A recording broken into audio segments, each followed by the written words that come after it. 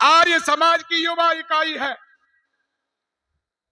आर्य समाज जिस प्रकार से भट्टे के अंदर ईंट लाई जाती है कच्ची, और वो कच्ची ईंटें लेकर के भट्टे के अंदर पकाई जाती है, और पकी हुई ईंटों से चाहे आप अतिथिशाला बनाओ, चाहे अग्निशाला बनाओ, चाहे रसोई घर बनाओ, चाहे बेडरूम बनाओ, चाहे और कुछ बनाओ, वो ईंटें पकी हुई काम करती है।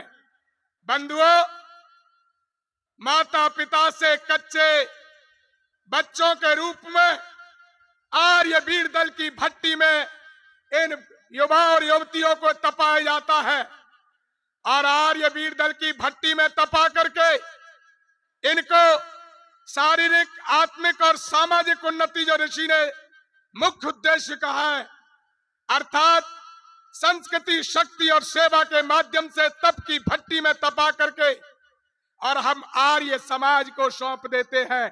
चाहे उपदेशक बनाओ, चाहे पुरोहित बनाओ, चाहे और कुछ बनाओ, चाहे व्याकरणाचार्य बनाओ, अधिकारी बनाओ, ये हमारा आर्य वीर दल का कार्य है। बंधुओं और प्यारे बच्चों, आर्य वीर दल में प्रमुख अनुशासन होता है। क्या होता है बच्चों? जोर से बोलो, मेरे तक आवाज नहीं आई है। क्या भूखे हो आप? जोर से बोलो। और अनुशासन के बारे में सुनना चाहते एक पंक्ति में तो सुनो। अनुशासन तप की वह भट्टी है। बोलो जोर से, तेज आवाज में बोलो। अनुशासन तप की वह भट्टी है जिसमें तप कर सोना कुंदन बन जाता है और पीतल काला पड़ जाता है।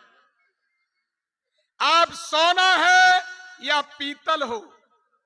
अरे जोर से बोलो। मैं सभी आर्य वीर, वीरांगनाओं के माता पिता, इनके अभिभावकों को, जिन्होंने 6 दिन तक लगातार प्रशिक्षण प्राप्त किया है, आपकी त्याग तपस्या को मैं नमन करता हूं। एक बार बच्चों अपने लिए जोरदार ताली बजाओ। आज ये ऋषि चर्चा सम्मेलन है। ऋषि की सबसे बड़ी देन क्या है इस संसार के लिए? सबसे बड़ी देन कोई है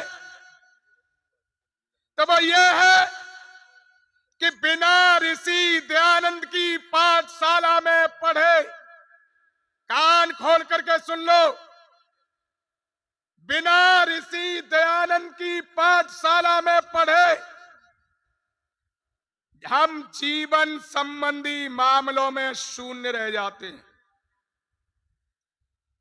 किसी ने हमें जीने की कला दी है, किसी ने हमें स्वाभिमान से जीना सिखाया है, किसी ने इस राष्ट्र के उन्नति में चरमोत्कर्ष तक ले जाने के लिए सूत्र दिया है, किसी ने इस आजादी के लिए शंखनाद किया था, किसी ने रजवाड़ों को घर घर जाकर के ललकारा था, किसने यह कहा था चाहे विदेशी राजा पिता के तुल्य प्यार करने वाला क्यों न हो, लेकिन स्वदेशी राज्य ही सर्वोपरि होता है। किसने यह कहा था कि मेरा कोई नवीन मतांतर चलाने का लेश मात्र भी उद्देश्य नहीं है, अपितु ब्रह्मा से लेकर के जैमिनी ऋषि पर्यंत की मान्यता, वेद की मान्यता, सत्य को स्वयं आचरण में लाना और दूसरों को सत्याचरण सिखाना ही अभीष्ट है। मनुज के रक्त से कर स्नान रहा है, उठो दयानंद के सिपाहियों समय पुकार रहा है। सच्चा शंकर दे सकते हो, जटिल प्रश्न का केवल तुम ही उत्तर दे सकते हो। तुम्हारे बिना जटिल प्रश्न का संसार में कोई है जो आर्य समाज के बिना उत्तर दे दे? जब जब हिंदू धर्म पर आपत्ति के बादल छाए, तब तब आर्य समाज के विद्वानों ने उनकी अस्मिता की रक्षा की, उनके काम कबूल नहीं तो गर्दन काटी जाए।